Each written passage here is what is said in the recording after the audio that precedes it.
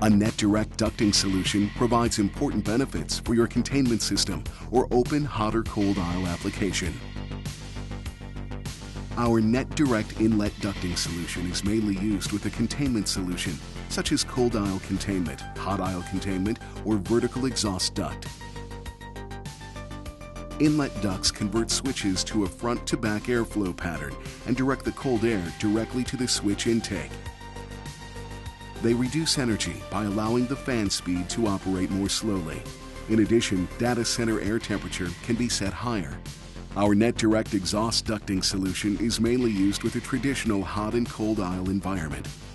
Hot air is exhausted directly to the hot aisle away from the cold air inlet of the adjacent switch.